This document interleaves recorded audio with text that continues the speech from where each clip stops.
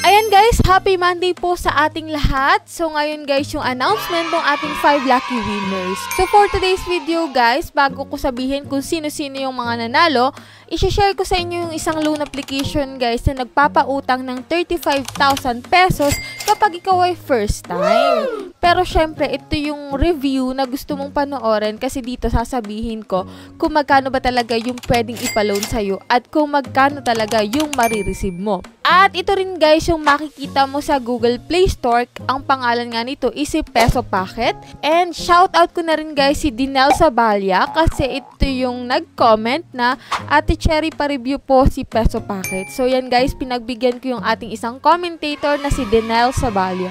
So yan guys, kung may mga gusto kayong ipa-review ng mga loan application, comment nyo lang dyan sa baba. At yan guys ay babasahin ko isa-isa, no? And ito na nga guys yung pinaka-aantay nyo.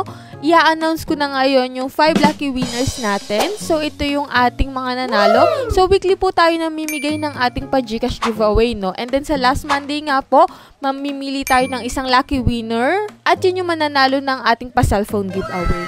So ang gagawin mo lang guys, kapag bago ka dito sa aking channel, magsusubscribe ka po dito, maglalike ka ng mga videos ko, and then mag-iiwan ka ng comment, which is, ang i-comment mo po ay yung 3 keyword na nakaspread sa buong videos. So ang gagamitin po natin sa pagpili ng winner ay YouTube comment picker. Ayan, kapag tama po yung 3 keyword na i-comment mo dyan sa baba, may chance ka po na manalo sa ating pa-weekly Gcash giveaway. So every week po, may 5 nananalo ng ating pa-Gcash. Kaya ano pang inaantay mo guys, mag-like at mag-comment ka na dyan sa video natin. So dito guys, si Peso Packet nga guys is under ni Prima Fintech Philippines Lending Corporation. So dito guys, as of now, meron siyang 4.6 stars and 26,000 reviews. So marami-rami na rin guys ang nakautang dito kay Peso Packet. So dahil nga ito ay request ni Dinel Sabalia, kaya ito yung vlog natin for today. Sa mga interested sa video na to, so keep on watching guys.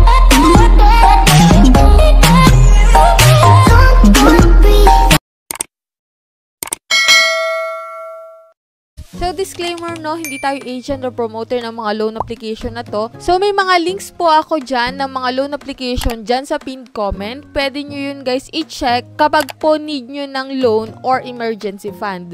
So yan guys, yung mga links na yan ay makakatulong sa'yo para mag-direct ka dun sa kanilang application or website. So tuloy na tayo guys dito sa ating pinag-uusapan, which is si Peso Packet. Ayan, kung ikaw ay first time pa lang at hindi mo pa alam kung anong meron dito kay Peso Packet, much better na panoorin mo to hanggang dulo para makita mo talaga kung ito yung loan application na uutangan mo. So yan guys, si Peso Packet is 1,000 to 35,000 pesos yung pwedeng ipaloan nila sa'yo. So dito guys, medyo nahirapan ako sa pag-apply kasi yung verification code, hindi ko alam kung darating pa ba or hindi na. Pero buti na lang talaga is dumating siya at nagtiyaga ako na antayin talaga tong verification code. Dahil kung hindi ko ma-review sa inyo itong si Peso Packet. After mo siya ma-download, you will input your phone number dito. Kaso nga guys, nagkakaproblema ako dito sa verification code kasi hindi agad-agad siya narating. And then bumabalik siya dun guys sa una. Pero yun, nagkaigi naman siya guys. And ito na nga guys, nakalagay dito na get cash today, which is 35,000 pesos yung highest loan. And then yan, mayroon ditong step 1 to 5 na need mong tapusin para makapag-apply ka dito. So, yan nga, pinapakita dito yung mga valid ID na pwede mong gamitin sa pag-loan dito. So, dito pwede ay PhilHealth ID, UMID, SSS, GSIS ID, Postal ID, Driver License. So, yung iba is makikita mo dito mamaya. So, ayan guys, click na natin guys yung Get Cash Today. And then, ito nga guys, ang una mong fill upan dito is Information Authentication. So, ito guys is mag-provide ka po ng iyong 1 valid ID. At ito na nga guys yung sinasabi ko ng mga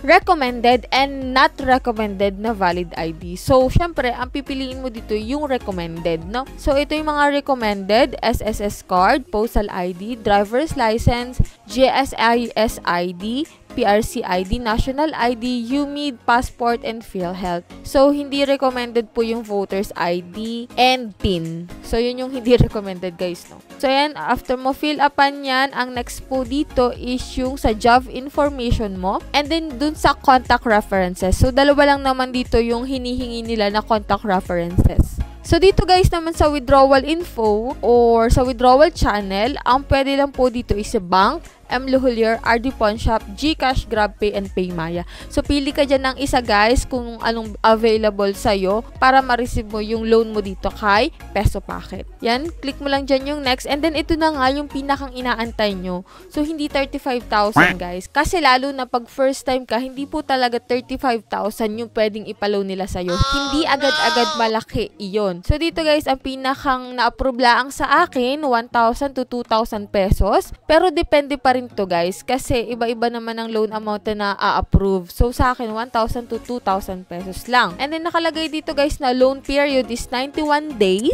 Pero para malaman natin, i-click natin guys yung next. So 2,000 pesos na agad yung pinili ko guys. And then ito na nga, yung receive amount ko talaga guys, nakalagay na dito na unang-una which is 1,300 lang.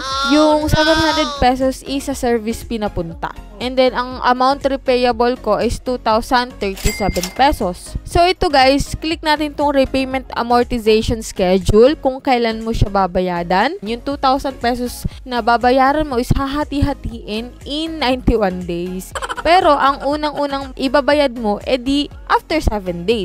7 days from today. Dito naman nakalagay na first installment due mo is 7 days from today na nag-apply ka. So yan guys, dun sa 2,037, ang first installment na babayaran mo is 1,019 pesos. And then ang second scheduled payment mo is 713 pesos, which is ika 14 days na yon. And then next naman is yung third scheduled payment mo is 143, fourth 41 to yan, hanggang pababa na. So, dito guys, yung sa 91 days installment repayment na tinatawag nila, hahati-hatiin lang talaga yung 2,037 na total due mo dito kay Peso Packet. Pero, ang una-una talaga is 7 days lang to. Hindi talaga ito 91 days. 91 days installment, hahati-hatiin into maliliit na parts, pero still, yung pinakamalaking amount is 7 days mo siya babayaran. So, yan guys, yan lang yung meron dito kay Peso Packet. Kung interested ka dito kay Peso Packet, so ito yung makikita mo. So, wag ka mag-expect na malaki agad yan. So, siguro, lumaki man, di nasa 4,000, 5,000. Pero ito talaga, guys, is hindi 35,000. So, yan lang, guys, yung meron dito kay Peso Packet. So, kung ikaw ay naghahanap na mautangan online, much better na manood ka muna ng mga reviews about dun sa a-applyan mo para alam mo na talaga kung magkano talaga yung marireceive mo at kung magkano yung pwede nilang ipaloan sa'yo. Ayan po, sa mga nakapag-loan na dito kay Peso Packet, kindly share your experience dyan sa comment section para magkaroon naman ng idea yung mga bago palang magtatry dito kay Peso Packet. So, sa mga hindi pa po nakasubscribe sa aking YouTube channel, kindly click the subscribe button at hit mo na rin guys yung notification bell para updated ka sa ating mga pa-GCash, sa mga utangan serye natin, and sa iba pa nating vlog. So, bye-bye na muna for now guys! Keep your heart beating, gone, breathing.